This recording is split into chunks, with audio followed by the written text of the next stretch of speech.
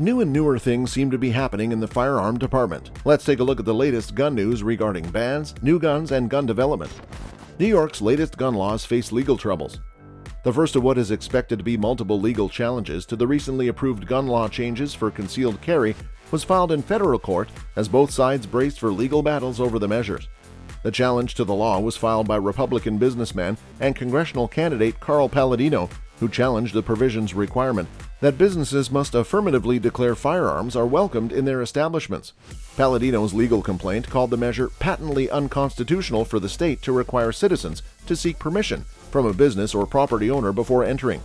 The lawsuit is not expected to be the final legal challenge to the gun law, as several organizations have signaled intentions to sue Government Kathy Hochul during a news conference in New York City, said the measure will withstand the legal scrutiny.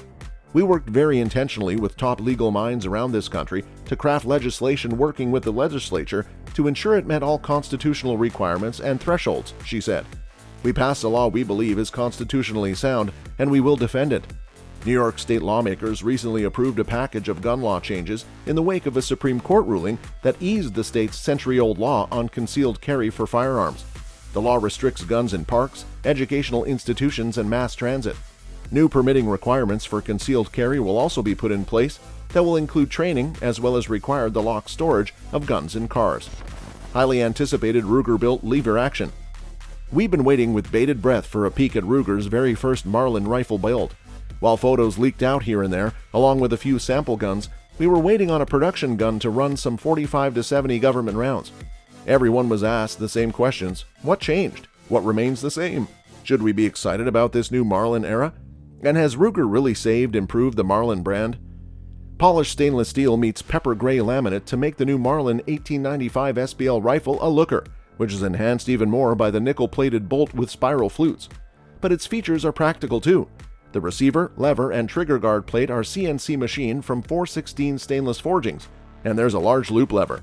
The Ghost Ring rear sight is adjustable for both windage and elevation, while the tritium fiber front offers quick acquisition both during the day and in low light.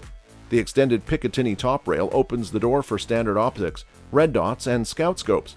Checkered grip panels retain that nod to older Marlins with the large diamond. Still, things turn modern at the end, and not just because of the tritium. The 19-inch cold hammer forged stainless barrel is threaded at 11/16-24 TPI and fitted with a matching thread protector. The tubular magazine holds 6.1 rounds, and the gun measures 37.2 inches overall with a 13.38-inch length of pull. The weight comes in at a 7.3 pounds empty. In the past, it was customary to say that real-world pricing would be lower than MSRP, but those days are sadly in the rearview mirror, at least for a time. In fact, demand for the new Marlin 1895 SBL remains so high that guns are selling for as much as $1,000 over retail. Madness, we know, but at the same time, it's nice to see that firearms like this one, an old-school lever gun, are still so highly valued on the modern market. The Taurus G3 XL. Taurus earlier this year released a stretch-slide version of their well-liked G3C, promising full-size pistol performance in a compact package in the new G3 XL. Here's what we found out. The 9mm Taurus G3 XL carries over the standard model G3's full-size Tenefer finished all-steel slide and 4-inch stainless steel barrel assembly. A crossover concept, it also borrows from the G3C by using its compact grip frame. The resulting G3 XL thus has the benefit of the longer sight radius, tending to better accuracy over shorter barrels, while adding a few FPS to bullet velocity for increased terminal performance. Meanwhile, the smaller frame allows easier carry than the standard size G3. The end result is a very concealable 12+1 capacity handgun that still allows a decent sight radius akin to the one seen on the Glock 19, while just weighing 24 ounces and coming in a bit shorter in height.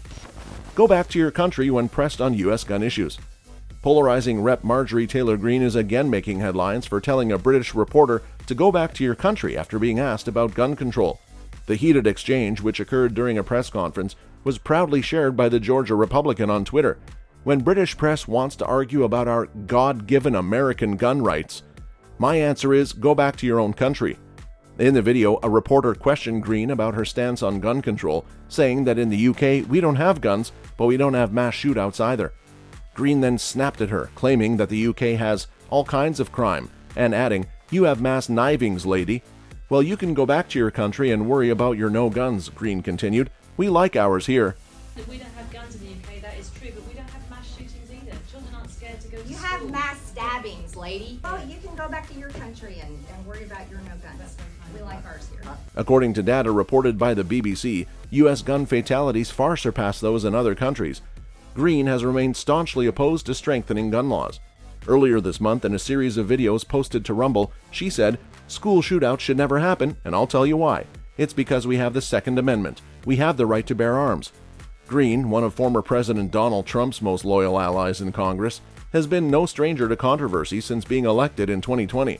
Since taking office, she has amassed nearly $50,000 in fines for not wearing a face mask on the floor of the House of Representatives, and she's previously been known for perpetuating baseless conspiracy theories on social media, including supportive statements about the far-right QAnon movement. She has since said she regrets those past beliefs. Latest public survey on gun laws. After a series of recent mass unfortunate events, the latest Fox News national survey shows bipartisan support for a range of gun reform laws, especially background checks on all gun buyers. In general, a 56% majority believes that having tougher gun laws would reduce mass happenings in the U.S., while 39% do not.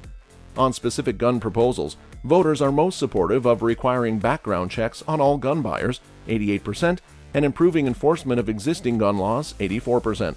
Another 8 in 10 favor raising the legal age to buy weapons to 21, 82%, passing red flag laws that allow police to take guns from people shown to be a danger, 81%, background checks on buying ammunition, 80%, mental health checks, 78%, and raising the legal age to buy any gun to 21, 78%.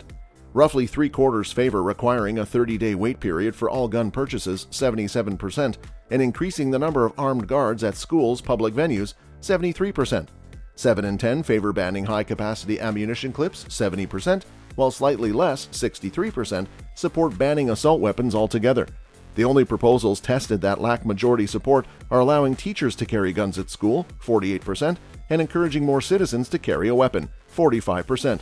Majorities of Democrats and Republicans agree on each of the policies tested, with at least three-quarters in agreement on the top items like background checks, red flag laws, enforcing existing gun laws, mental health checks, and raising the legal age to 21. Ezra Miller pestering another child brandishes a gun. More troubling news has emerged about Ezra Miller. A mother and her 12-year-old were granted a temporary protection order against Miller in Massachusetts after alleging the actor behaved inappropriately towards the child and also brandished a gun in a threatening manner. The outlet said it based this report on its own review of the protection order, interviews with the 12-year-old and their family, and an examination of contemporaneous texts and photos. According to the investigation, the family was at a downstairs neighbor's house in Greenfield, Massachusetts on February 2nd, when Miller, allegedly a friend of the neighbor, showed up. According to the visiting neighbor, Miller was wearing a bulletproof vest and began acting erratically. The actor allegedly claimed that the board game Parcheesi has Rastafarian roots, and when questioned on the specifics of this claim, opened their jacket to reveal a gun and said, "Talking like that could get you into a really serious situation." The visiting neighbor told the outlet that Miller then focused on the child, allegedly pestering them with compliments, uncomfortably hugging them and touching their body.